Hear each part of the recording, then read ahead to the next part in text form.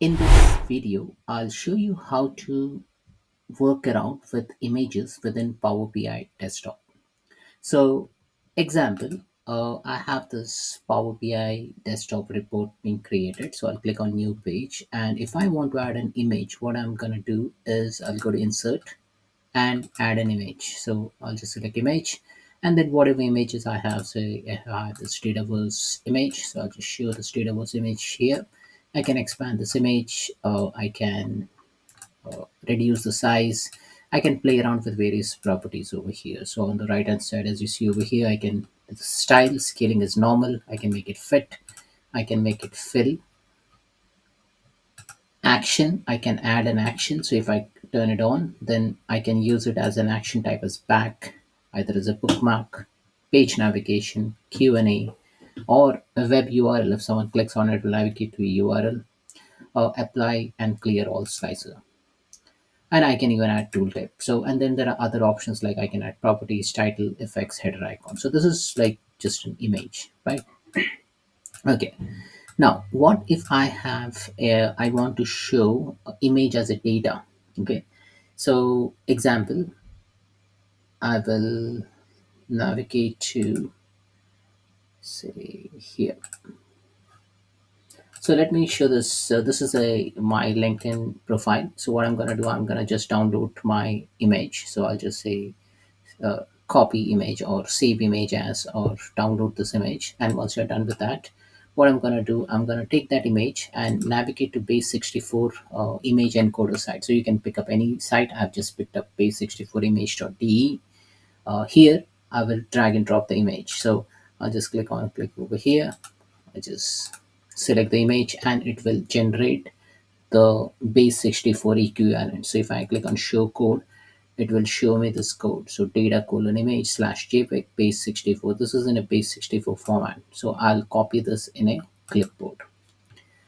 Okay, once you're done with that, navigate to Power BI. And here we need to render this information, right? So what we are going to do, we are going to make use of a table over here. So I want a new table over here. So in order to do that, you can navigate to modeling and you can click on table, new table. And how do you add a blank table? Is you just say table equal to, and then you put zero in it, okay, in the curly braces. So this is how you add a blank table. So it will have a blank table. So if you want to see what does that blank table contains, it contains a column named as value and value is zero, right? Now, so that's how this table is structured. So if I again go back to this table, now instead of this zero, what I'm going to do, I will paste the content.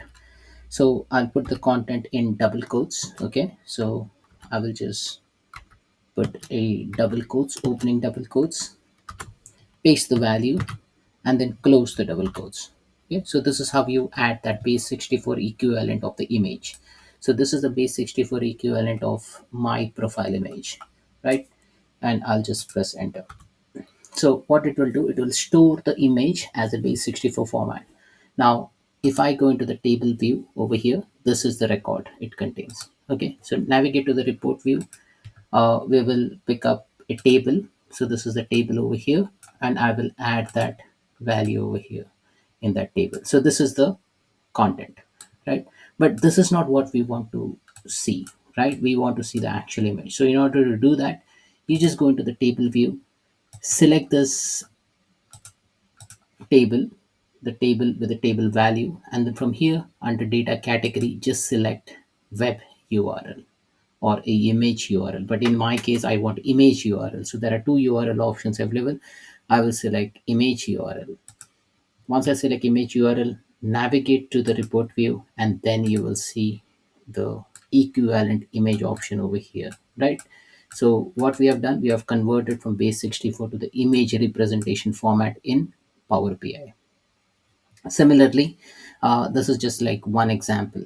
Now I'll just navigate to another table over here. So if I go to new page, then I have this table countries. Okay, so what does this table contain? So countries table contains the country name and the equivalent image URL. So what I will do, I will select a table and add this to field country and image. Now, as you see over here, this is country and image table. Now, what if I want to see the flag of the country? So this image URL should convert into the actual image. So in order to do that same thing, you go to the table view, select this column image. Okay. Now here in image data category, just mark it as image URL. Once you select that, it will save the record. And if you go to the report view, as you see over here, it has now converted this into an equivalent image URL. So this is how you basically use an image URL. Similarly, I have this three options created over here. So PNG. So if I have a sample PNG file, what I have done is like I have created a simple column PNG, and then I have taken an equivalent of that uh, PNG base 64 value. As you see over here, this is a base 64 value. And then if I drag this PNG over here, so let me make some space over here. So this is that PNG column, but I will render it as a table. So if I render this as a table, so this is like a PNG equivalent. Okay. So similarly, I have this SVG equivalent over here. Now, what I can do, I will just select a table and then I will select this SVG and the columns I will add. And this is how the SVG file will render. Now, there are a couple of observations I'll explain you. Now, let me do one more thing. I will add a table over here and then I will add another SVG XML file. Okay, so this is another SVG XML file. Now the difference between PNG, SVG, and SVG XML column which I have created is like if I select PNG, you see data colon image slash PNG base 64. If you select SVG, data colon image SVG XML base 64. SVG XML is data colon image SVG XML and UTF-8. So that means for a PNG representation, if it's in the form of a base 64, it will render correctly. If you have an SVG file, and if that SVG file is in the form of a base 64, it will not render correctly. So in order to make that change, what you can do is like you can take the SVG XML representation of that image. So if, as you see over here, SVG XML representation of the image, and then paste it over here. Now how to create that SVG XML representation, I'll show you in a moment. So let me open any SVG file. So let me open, say, so let me see if I have any SVG file with me. So sample files.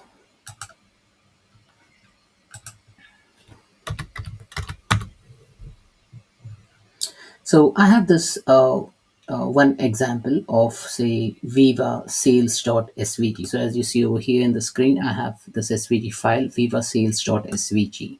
So what I'm going to do, I'm going to open this SVG file.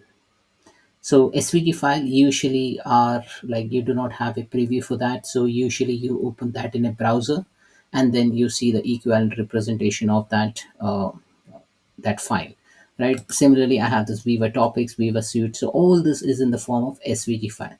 Now, what if I say pick up this value Viva topics.svg and I will just do a right click. So let me first open this file and I'll open this in Microsoft Edge. I'll just say just once and it will open Viva topics.svg, right? Now, let me take this off over here and Viva topics.svg. If I just do a right click and I'll say I want to open this in another app, or I will just edit in Notepad. So as you see over here, I'm editing this in Notepad. Now here you get that XML representation of SVG. So what you can do, you can copy this XML representation and so let me create another column over here. So let me say new column and I'll just say SVG2024 equal to, and I will in double quotes I will paste this value. Okay. Now, if you paste this value directly in double quotes, it will not be proper because this code already has double quotes in it, right? So what you can do is first, before we even create that column, you just say Control F and select this. So replace all the double quotes with a single quotes and replace all. And once you get this, just copy this and again come over here. So SVG 2024 equal to, in double quotes, you paste that value. And this is your SVG representation. But that's not it. This will not render the content. As you see over here in SVG XML which we have created, you need to get this equivalent code data colon image slash SVG XML UTF-8 and append this, right? So I'll just copy this over here, go to SVG 2024, and now I'll just copy this, append this, and this is an equivalent SVG XML representation. Okay, so let's see what it renders as. Now, remember, we need to do one more thing. You select this SVG 2024 and mention that this is in image URL. Once you do that, you pick up any page. So you pick up any new page and now just use a table visual and paste this and drag this value in the column. So SVG 2024, select this, and as you see over here, it has rendered this SVG 2024 as an equivalent image. So this is how you basically use different images within Power BI. Now we have seen multiple options. So if you have just a image URL, you can just use it directly. So I have this country table. So country table has the state table. So I have this image URL. So I have used this. But if you want to render this as a the image content, yes, you can go ahead and do that. So with a simple example I have shown you, I have this PNG SVG but all in a base 64 or UTF-8 equivalent. For SVG, base 64 doesn't work. For SVG, we can make use of UTF-8 format, and then with that UTF-8 format, we will be able to render the content in the Power BI desktop. So that's it, folks. This is all about how you work with images in Power BI. Thanks for watching.